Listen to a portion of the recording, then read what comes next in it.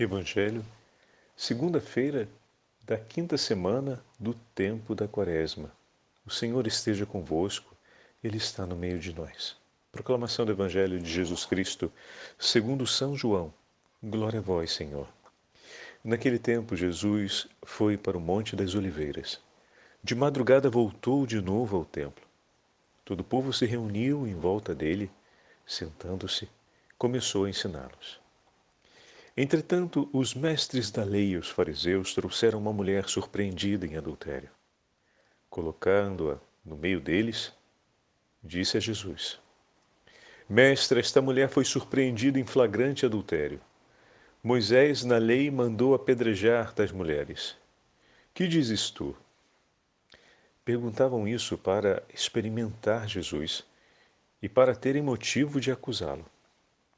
Mas Jesus, inclinando-se, começou a escrever com o dedo no chão. Como persistissem em interrogá-lo, Jesus ergueu-se e disse: Quem dentre vós não tiver pecado, seja o primeiro a atirar-lhe uma pedra. E, tornando a inclinar-se, continuou a escrever no chão. E eles, ouvindo o que Jesus falou, foram saindo um a um, a começar pelos mais velhos. E Jesus ficou sozinho com a mulher que estava lá, no meio, de pé. Então Jesus se levantou e disse: Mulher, onde estão eles? Ninguém te condenou? Ela respondeu: Ninguém, Senhor. Então Jesus lhe disse: Eu também não te condeno. Podes ir, e de agora em diante não peques mais. Palavra da salvação. Glória a vós, Senhor. Segunda-feira da quinta semana do tempo da Quaresma, em nome do Pai, do Filho e do Espírito Santo. Amém. Queridos irmãos e irmãs, a Santa Liturgia hoje nos entrega o 8º capítulo do Evangelho de São João. O encontro entre o Senhor e a mulher que foi surpreendida em adultério e foi trazida até Jesus diante do templo. A narrativa do Evangelho de João começa com algumas considerações que são muito importantes. Jesus foi para o Monte das Oliveiras. Após o episódio no templo, após a declaração feita na presença daqueles rapazes gregos que pediram a Filipe, que queriam ver Jesus, e Filipe chamou André e levaram até Jesus, Jesus se recolhe no Monte das Oliveiras e nós sabemos que esse era o lugar predileto do Senhor para estar em oração e estar com seus discípulos. O monte é mesmo de frente para as muralhas de Jerusalém, numa posição muito privilegiada, porque dali é possível contemplar a cidade, seja sob a luz do sol, seja sob o reflexo da luz da lua. É um dos lugares em que Jesus se recolhe na companhia do Pai, estando junto com os discípulos. E Jesus, naquela noite, tinha ido para o monte. Ele estava no Monte das Oliveiras, ele estava em intimidade com o Pai, em oração, enquanto o dia e o momento da vida mais trágico, mais terrível daquela mulher estava acontecendo. Ela que tinha entregue a sua vida em nome de um amor, da ambição de estabelecer um vínculo de amor e de aliança com uma pessoa que no momento mais difícil da sua vida vira as costas e a abandona à morte. E ela, sendo, digamos, como fala o texto, capturada, ou seja, surpreendida em flagrante adultério, ou seja, ela foi publicamente apresentada no seu pecado, na sua vergonha, mas foi capturada como um troféu de caça daqueles que buscavam agradar a Deus, derramando o sangue daqueles que ofenderam a Deus. Se esquecendo que o Senhor disse que a alegria maior é pela conversão de um pecador. De que o Senhor não quer a morte, mas quer que se convertam e vivam, segundo a vida que o próprio Senhor dispõe no seu amor por cada um de nós. E de fato, enquanto eles buscavam tramar e executar a morte dela, o Senhor se movia na noite, que é uma imagem muito simbólica da noite em que ela se encontrava. Ela estava numa noite de pecado, ela estava mergulhada nas trevas da vergonha, do desespero, enquanto o Senhor estava recolhido na intimidade com o Pai. E depois caminha em direção ao templo, às portas do templo, onde irá recebê-la. Então vejam, meus irmãos, enquanto aquela mulher vive o momento mais difícil, o momento de maior sofrimento da sua vida, Jesus, um outro amor que ela não conhece, mas que a ama verdadeiramente, zela por ela. Enquanto ela entregou sua vida por um amor que a abandonou e que a desprezou no momento mais difícil, que a levou por uma estrada de erro e depois a deixou sozinha, aquele que a acompanha na sua dor, aquele que desceu do céu para salvá-la, se move na noite para encontrá-la. O amor ao qual ela se entregou no momento da noite o abandonou. O amor que se entrega por ela, que ela não conhecia, no momento da sua noite, dela se aproxima para encontrá-la. Assim é o bom pastor que busca suas ovelhas. Tem momentos na vida em que estamos no fundo do fundo do fundo do poço dos nossos pecados, dos nossos erros, dos nossos abusos, dos nossos amores, daquelas realidades que nesse mundo fomos amando mais do que a Deus sobre todas as coisas, fomos tributando uma centralidade, uma importância ao ponto de comprometer todo o significado da nossa vida e levar a gente às profundezas de uma grande dor. E aí por um instante a gente pensa, estou abandonado, não há mais ninguém por mim. Como o texto que acabamos de ouvir é importante. Porque o Senhor, na noite do seu pecado, em relação àquela mulher, na noite do seu pecado, onde estava você, meu Deus, naquele momento que não me defendeu? Onde estava você, meu Deus, que não me socorreu quando eu estava em lágrimas? Ele estava rezando por ti.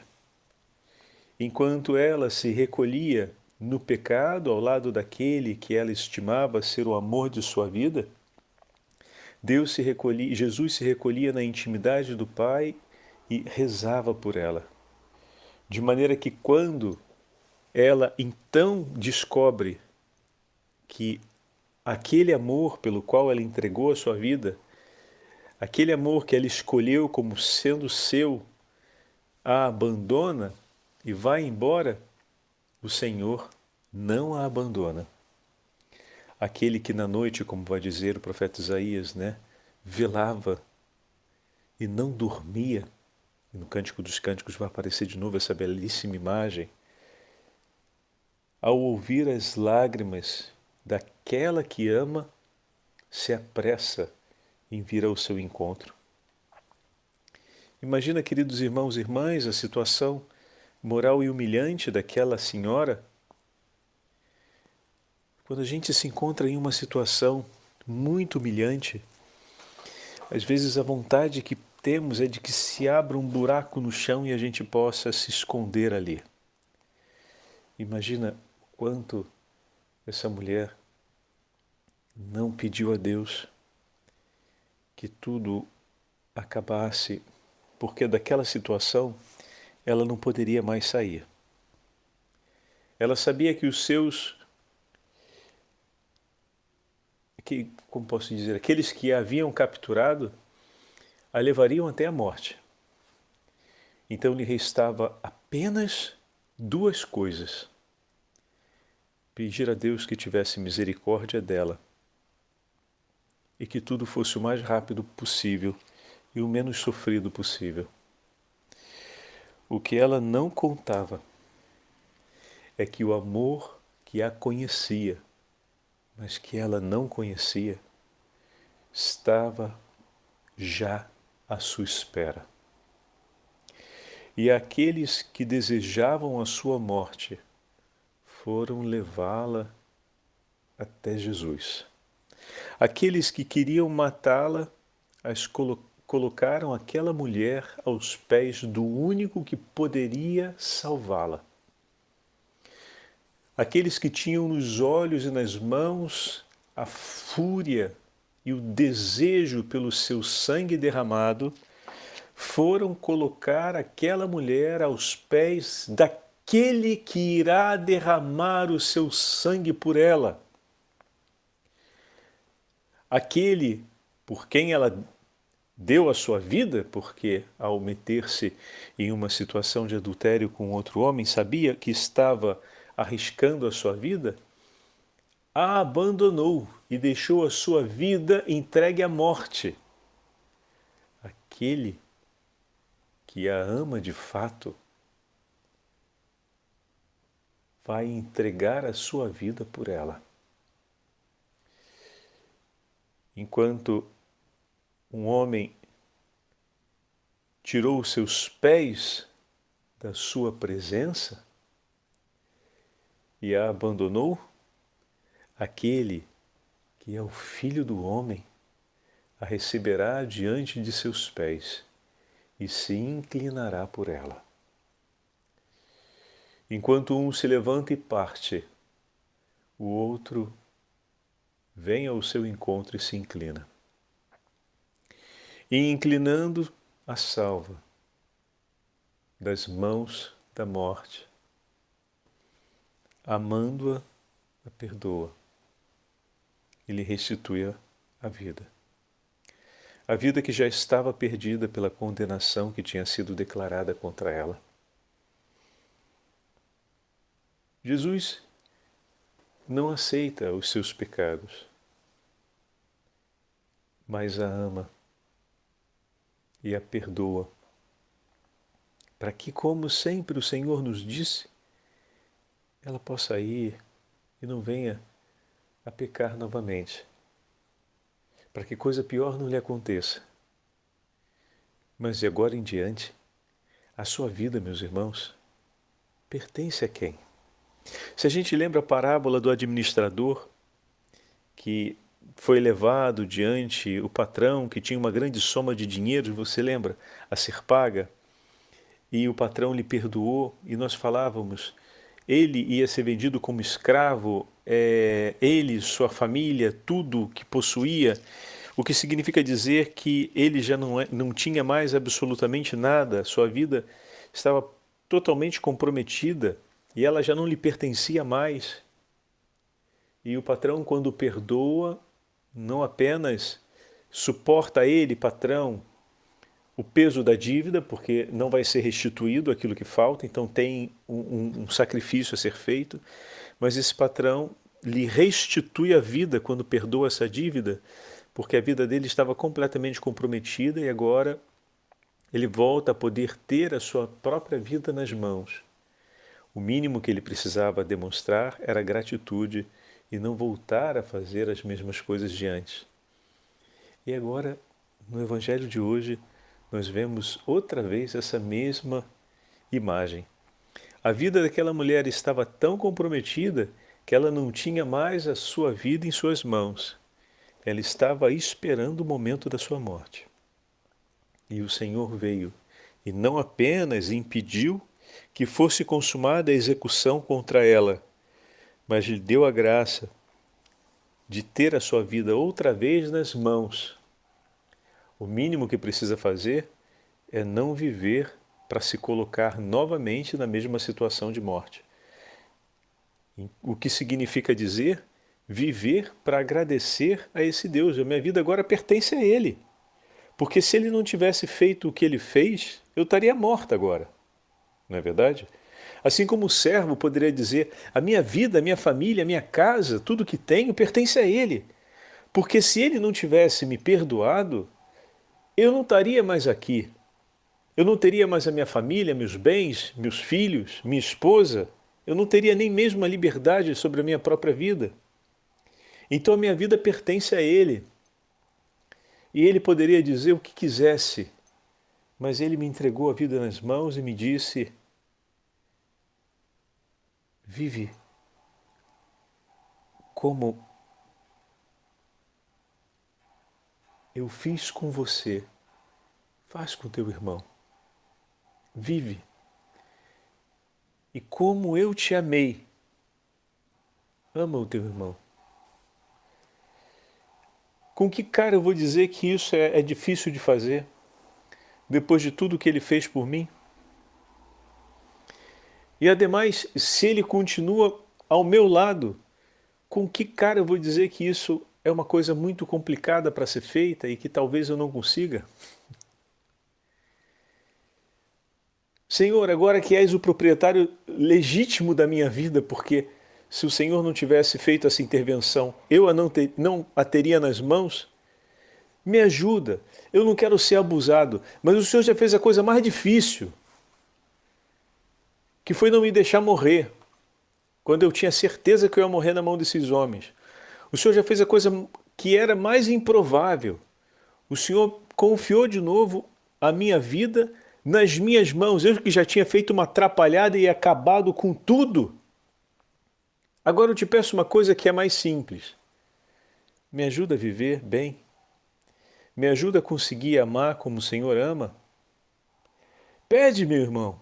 A gente precisa pedir essa graça. A gente não tem que procurar desculpa para se contentar ou para dizer que vamos continuar desse ou daquele jeito, ou melhor, para dizer ou explicar por que não somos daquele ou daquele outro jeito como nos pediu nosso Senhor. O mais difícil Ele já fez. Ele não pode te ajudar naquela parte que é mais fácil, que é você não fazer de novo uma atrapalhada com a própria vida e chegar numa situação pior do que antes. Ele já ajudou com aquilo que era impossível para você, que era ter a sua vida nas mãos e a dignidade outra vez de poder conduzir a sua própria história. Imagina se Ele não vai ter a alegria de te ajudar, Ele que teve a alegria de te salvar, Ele que teve a alegria de te perdoar, Ele que teve a alegria de te fazer outra vez um homem livre por meio do seu perdão e da sua graça. Imagina se Ele não terá a alegria de te ensinar a viver como Ele nos quer vivendo. Agora é preciso que você creia, que eu creia, e que nós peçamos a Ele isso. Peçamos com um coração sincero e peçamos com todas as forças da nossa alma e nos disponhamos a sermos educados por Ele. E Ele colocará ao nosso lado sempre aqueles que nos ajudarão. Estamos mesmo no Tríduo de São José. Amanhã, já, melhor dizendo, nas vésperas de hoje, começa a grande solenidade de São José. E quem maior do que a Virgem Maria e São José para nos ensinar a viver a vontade de Deus? Quais outros amigos têm dignidade maior do que a nossa mãe e o patrono da Santa Igreja, que tem a guarda de todos nós, aquele que nos apresenta o nome de Jesus? Cada vez que o nome de Jesus vem invocado sobre a face da terra, o coração de São José se alegra no céu. Oh, meu irmão e minha irmã, peçamos nessa reta final da Quaresma, Senhor, ajuda-nos a viver. Tá vendo? A gente tem cara de pau para outras coisas. É hora de ter cara de pau para isso. Não é nem cara de pau, né? Por que cara de pau? Padre Fábio? Porque o Senhor já deu tanto, a gente ainda vai pedir mais. Mas pede, pede porque Ele está esperando esse pedido. Pede, pede, pede. A gente pede outras coisas que são menos importantes. A gente tem cara de pau para coisas menos importantes. Imagina esse pedido, então peça. Essa é a semana do pidão. É a hora da gente fazer esse pedido para Ele. Senhor, ajuda-me. O mais difícil o Senhor já fez. O que era impossível o Senhor já fez. Então eu vou ter essa audácia, essa cara de pau, vamos colocar assim, né? De vir aqui pedir mais uma coisinha, posso? Só mais uma. Eu prometo que eu não vou dar mais tanto aborrecimento. Vou só pedir essa coisinha aqui. Ajuda-me a viver como o Senhor quer. Ajuda-me a ser santo como o Pai é santo. E eu vou me dispor a aprender, Senhor. Eu me disponho a aprender, mas ensina-me, por favor. Vamos pedir. O Senhor está esperando esse nosso pedido de coração sincero, para que possamos entrar com Ele no próximo domingo a Jerusalém e caminharmos durante a Semana Santa juntos, passo a passo. Se aproxima o tempo bendito e olha que grande graça o Senhor nos entregou com a solenidade de São José agora às portas. O Senhor esteja convosco, Ele está no meio de nós.